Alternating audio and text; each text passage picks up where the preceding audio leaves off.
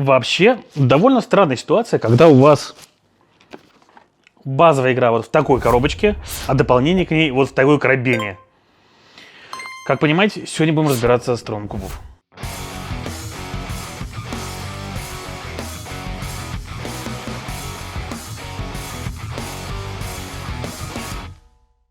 Итак, всем привет, с вами Юра, вы смотрите Geekmedia. Сегодня у меня на столе Трон кубов Приключения, или Dice Throne Adventures. Это дополнение к Трону кубов, по факту к любой коробке Трона кубов, к любым коробкам Трона кубов. То есть к первому сезону, второму сезону, Марвелу или даже Санта-Клаусу и Крампусу, ко всем к ним подойдет Dice Throne Adventures. Даже если вы их смешаете между собой, к вам подойдет Dice Throne Adventures. Это модульное приключение с элементами данжен-кроулера и босс-файта, в котором вы в роли ваших героев из Трона кубов отправитесь раскрывать различные комнаты, смотреть, что там с ними случилось, бороться с разными злодеями и в итоге драться с боссами, чтобы в самом финале дойти до Вечного Короля, который весь этот шухер и устроил. Но про боссов мы говорим по отдельности немного попозже, а сейчас давайте разбираться с его данжен-кроллеровой, то есть подземельной составляющей. У нас каждое подземелье будет стоять из отдельных тайликов, ваши герои будут ходить по ним, и я не буду сегодня останавливаться на том, как работает конкретно планшет каждого персонажа и о том, что они делают. Вы можете посмотреть обзор на Трон кубов у нас на канале, или посмотреть, например, летсплей, где мы с Пашей играли в прямом эфире в Трон кубов, чтобы посмотреть, как работают механики персонажей, как работает, в принципе, база Трона кубов. Все это останется в том же самом виде. Все остальное добавляется именно конкретно большой коробкой. В ней достаточно много компонентов, в ней куча карт, куча картонных тайлов, куча карт большого размера, вот таких вот. И это еще не все, там еще целый отдельный слот такой лежит под боссов. У вас жетоны на все, что только нужно. Короче, много-много всего, включая компоненты Legacy, то есть наследие и отдельные карточки, которые вам можно будет вскрывать только тогда, когда вам сказали, что можно вскрывать. Начнете вы свое приключение с того, что заполните вот такой листик. Тем, кто у вас в нем играет, вот зачем-то здесь кто-то нехороший человек заполнял его ручкой, прям втирал, хотя он заполняется спокойным маркером, и потом с него стирается, и можно неоднократно использовать. Вы получите также памятки и получите к своим героям дополнительный кубик 20-гранный каждому, который вам пойдет из этой большой коробки. После этого вы выберете из карт стартовых. У нас вот здесь, смотрите, есть специально прям так сделаны карты. Есть карты первые уровни.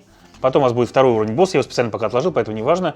Третий уровень, опять Dungeon Crawl, четвертый уровень босс, пятый уровень Dungeon Crawl, шестой уровень босс, седьмой уровень Dungeon Crawl и восьмой уровень финальный босс. То есть ваша компания будет состоять из 8 игр каждый раз. Они будут перемежаться. Вы ходите по подземелью и идете к боссу, потом деретесь с большим боссом. Ходите по подземелью, деретесь с боссом, ходите по подземелью, деретесь с боссом. Карточки разные, у меня она разложена вот это вот, поэтому мы пойдем сейчас как раз по ней. Поэтому давайте разбираться, как играть Трон кубов Приключения.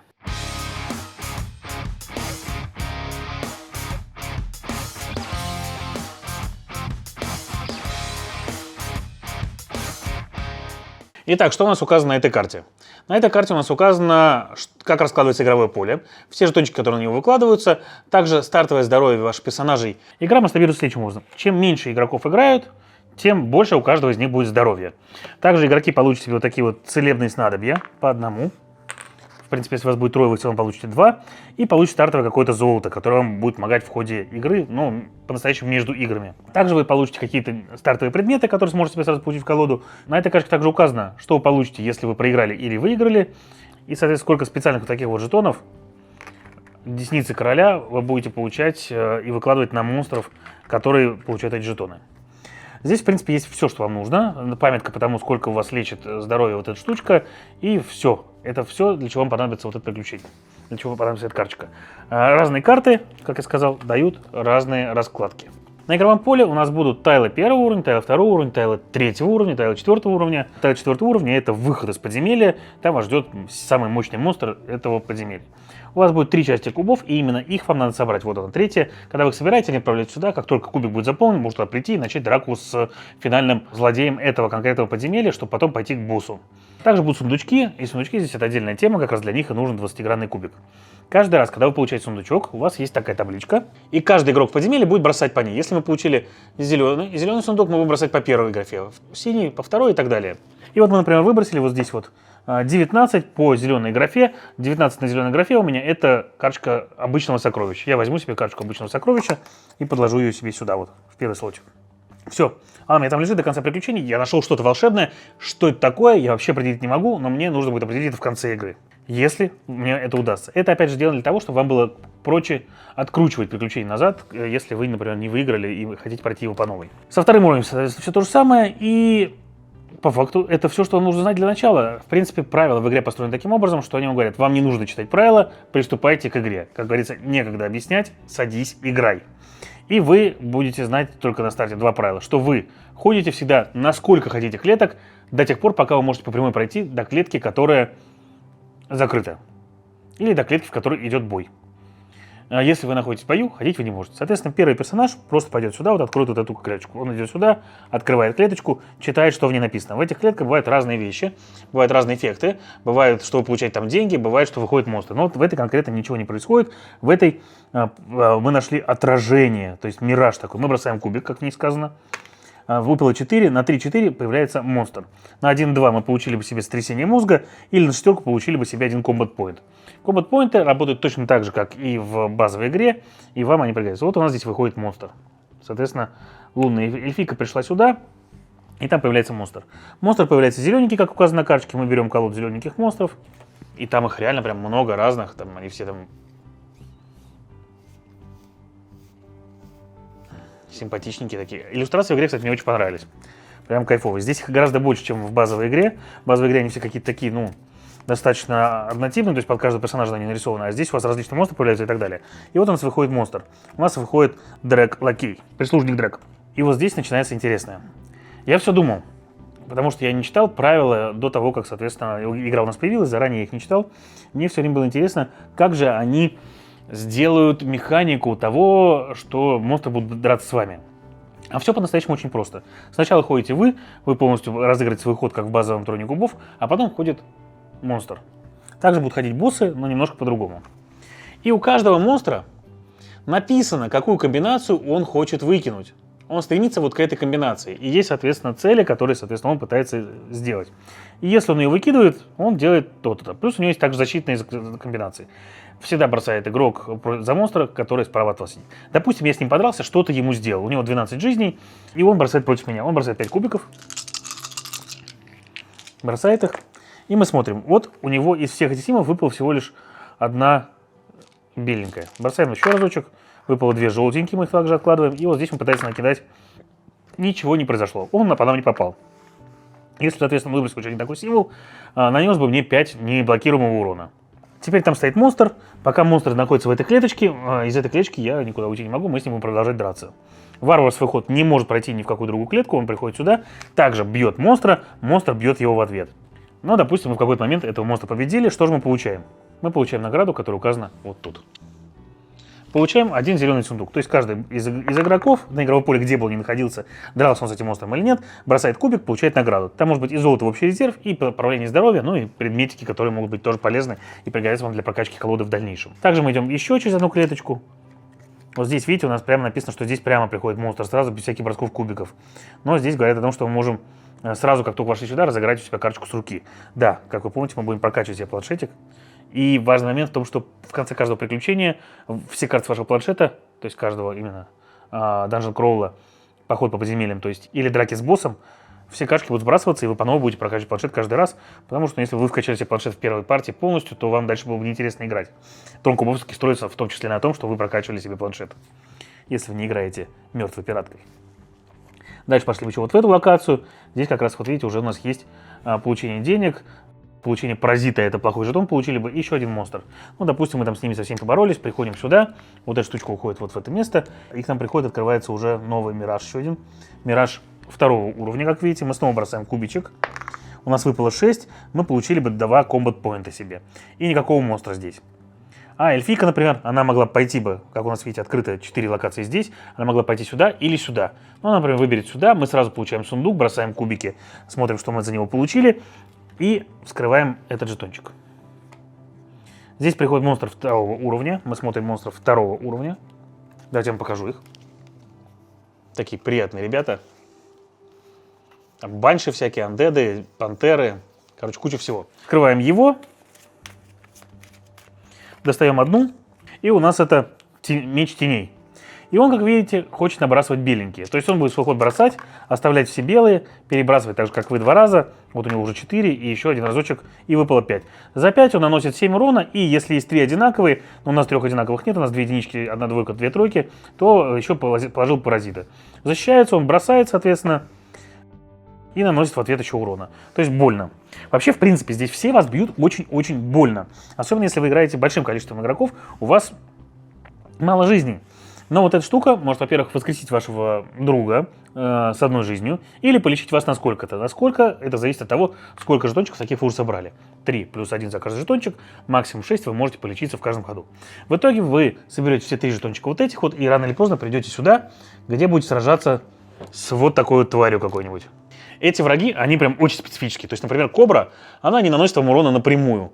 И мы играли, например, против кобры, играли против нее ниндзей, который мог уворачиваться от урона, и вором теневым, который тоже мог уворачиваться от урона. Она не вешает урон, она говорит о том, что она кладет на вас разные статусы негативные, которые вам уже будут делать больно, и плюс за каждый статус вам еще наносит тоже боль.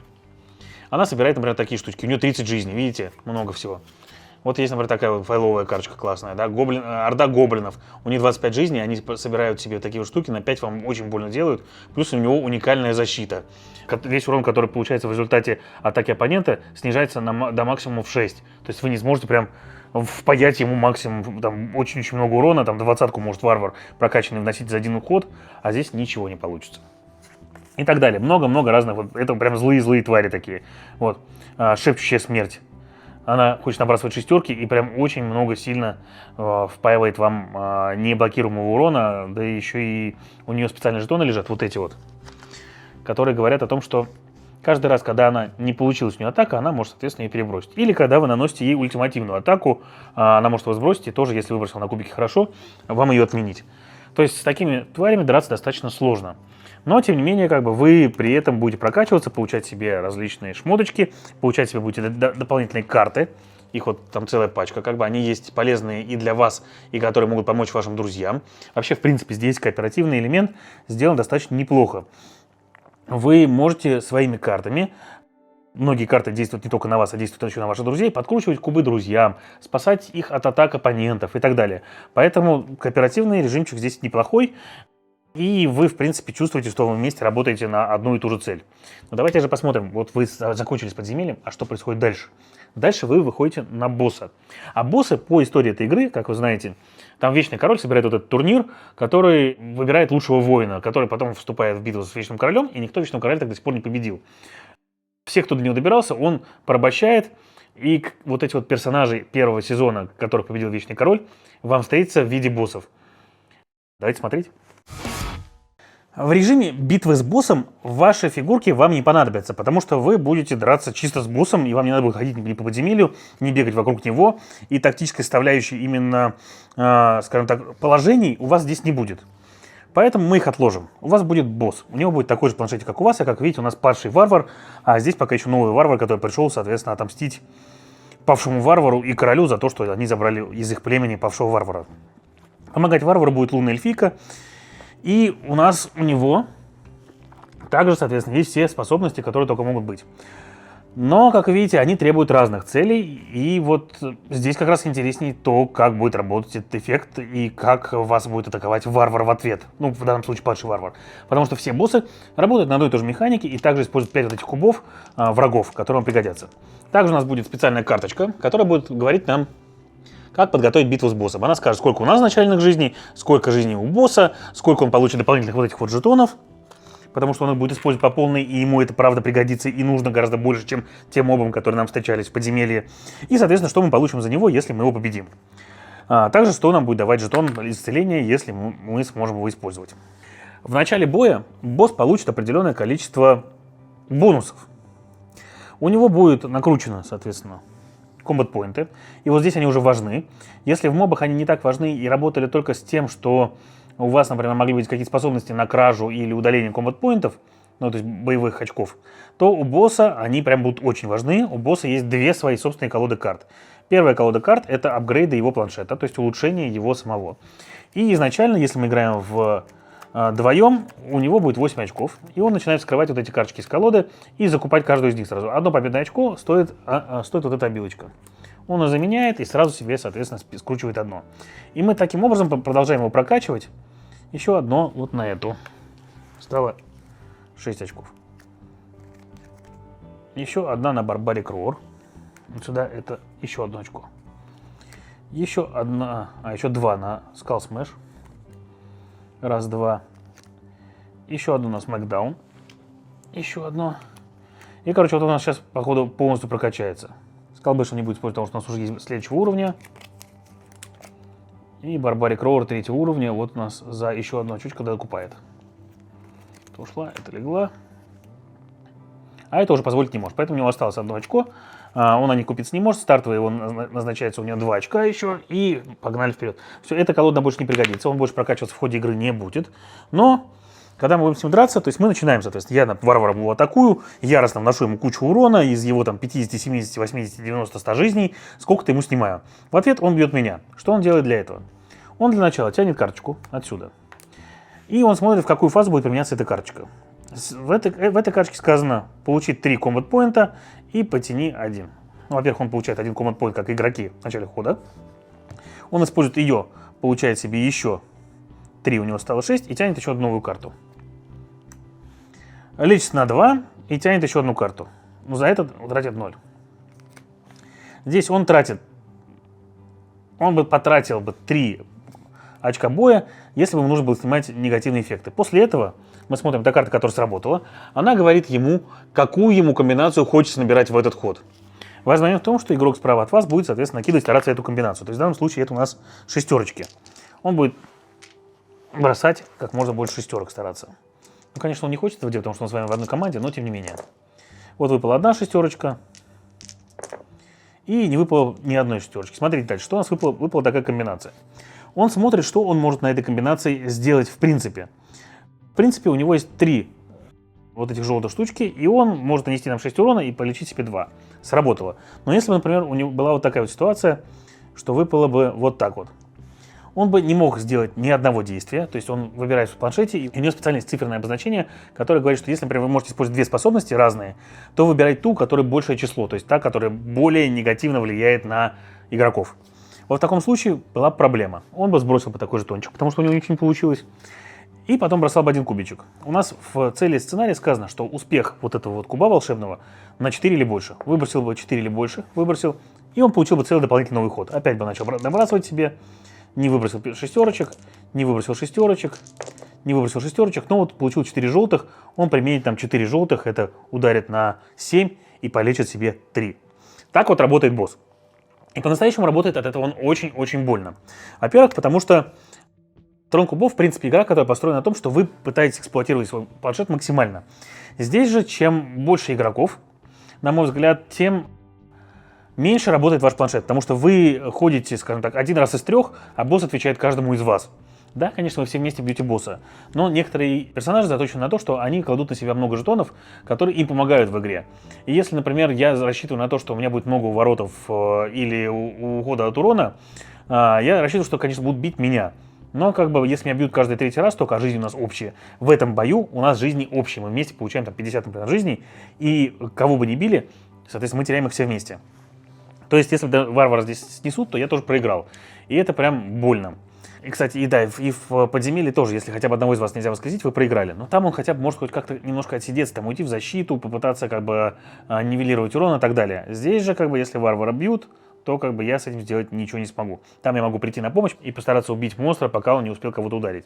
На мой взгляд, вот эта часть игры, которая с боссами, играется проще, когда игроков меньше, а часть с подземельем как раз играется проще, когда игроков больше.